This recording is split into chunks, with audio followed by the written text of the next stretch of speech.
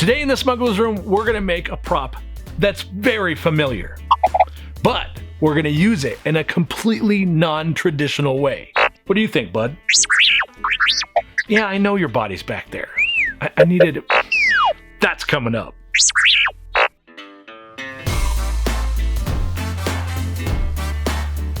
What's up, you awesome geeks? I'm Brian and welcome to the Smuggler's Room. This week, this chubby geek, well, it's all about story this week. As makers, we pick projects to work on that we have a passion for, or that we find incredibly interesting. And we spend a lot of time putting every bit and detail into those projects, whether that's building the perfect Graflix replica lightsaber or your own custom Mandalorian kit. Either way, we spend a lot of time working on these projects. We pay attention to the details, building layers, all the weathering, and making sure that every bit is right. What we may not realize at the time is that we're doing this to help tell the perfect story. Building the story of a project is sometimes as interesting as building the project itself. Think about when you weather a prop or you weather a piece of cosplay. What you're doing is you're giving a backstory. You're telling everyone that this came from somewhere, that it's gone through something during all of its adventures.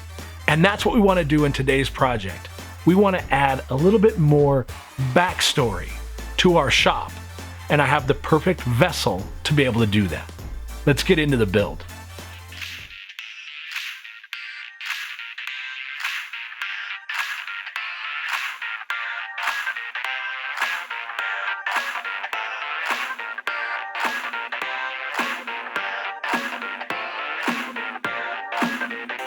These are domes and accessories that my Jedi of a father created from a simple restaurant-style cake lid and a lot of patience. He crafted the dome, then created a master mold, and now we produce them for anyone that wants to build a 2/3 scale droid. These 3 domes are casts of some type of imperfection. They were either damaged in some way, had a crack here, a thin wall there, and so on. So I asked my dad to send them to me as I thought I might have the perfect place to put them.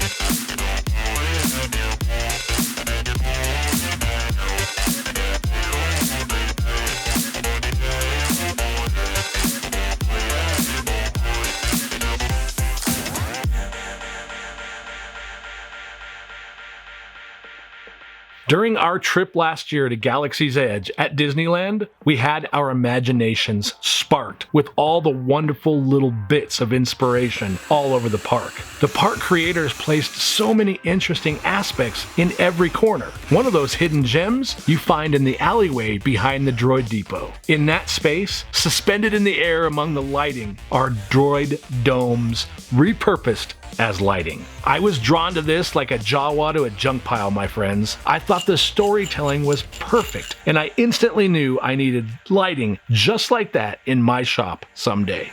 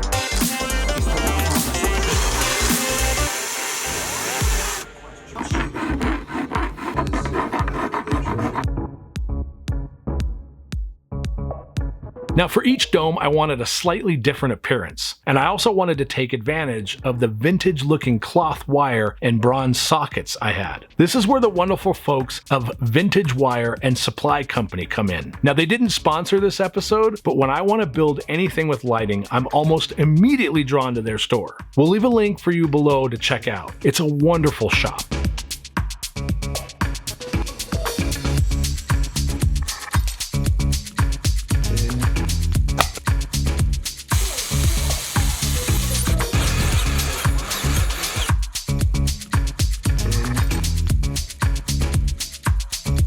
Let's talk about the hollow eye here for a second. I had planned on something interesting for the eye, but all of that changed when I saw a recent build from my friend Chris, Made by Greedo, on Instagram.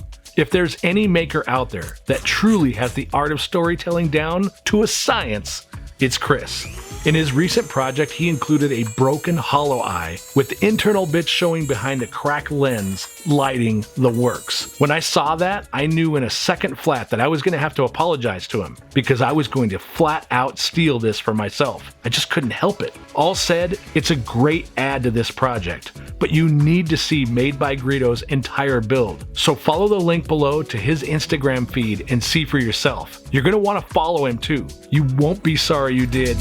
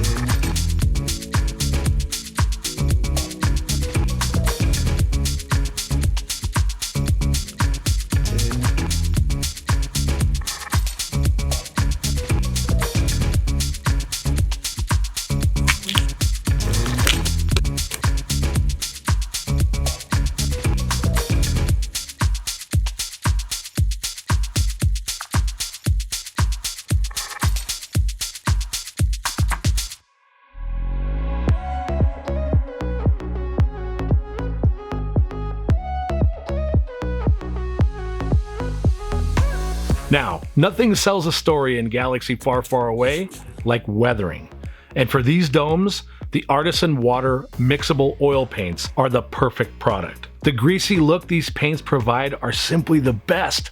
I've not found any other paint out there that works better for this. I love the working time this provides, and when you mix the lamp black and the various browns, you can really achieve either a subtle or over-the-top weathering, whichever one you want. One other tip on weathering, I found that makeup brushes are fantastic to apply paint, and especially feathering the edges, like the look I was able to get on these. Plus, makeup brushes, they're pretty cheap, and I like cheap.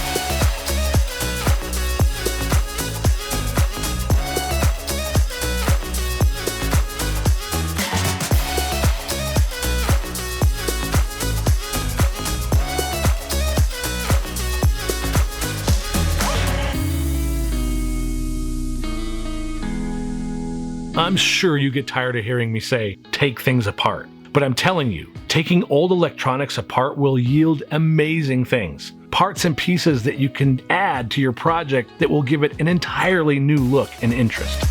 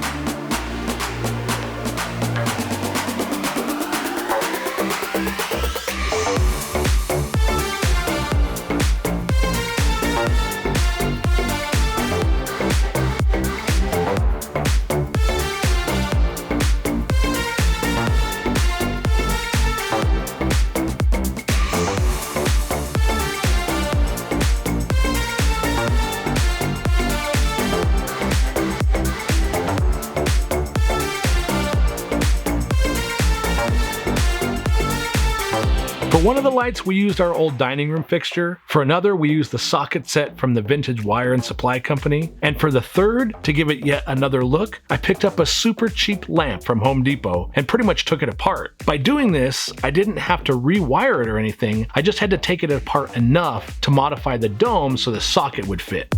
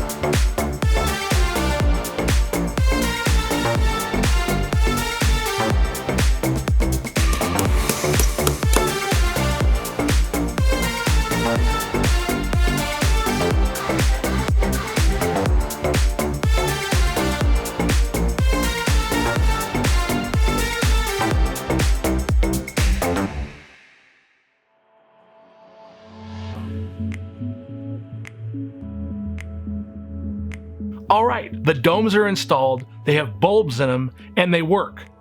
Without incident, I might add, which is always a bonus. But the story doesn't end there. We need to create layers, and we're going to start with one of my favorite things. Layer 1 starts with this. It's a ProVent panel.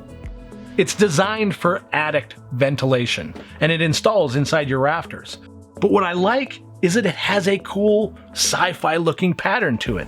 What I like even more is this whole sheet was $1.98 at Home Depot. The next thing I added was some hosing, some tubes.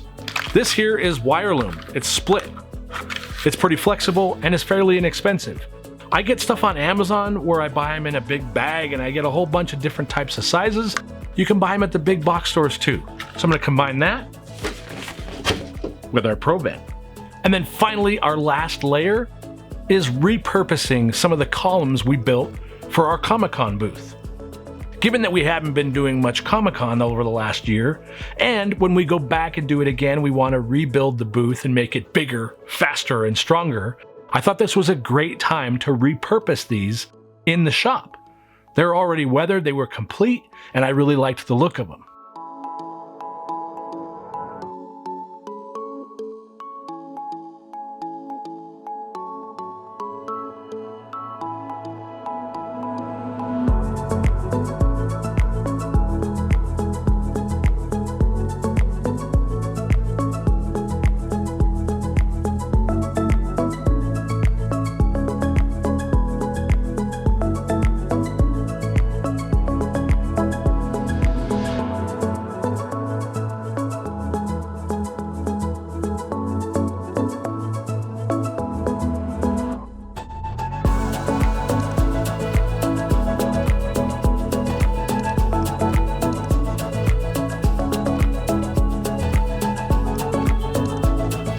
All said and done, this is how we have a fully finished corner. All the lamps are installed, the background is complete. I mentioned at the beginning that it's all about the story, and that's what the driving force was behind this project.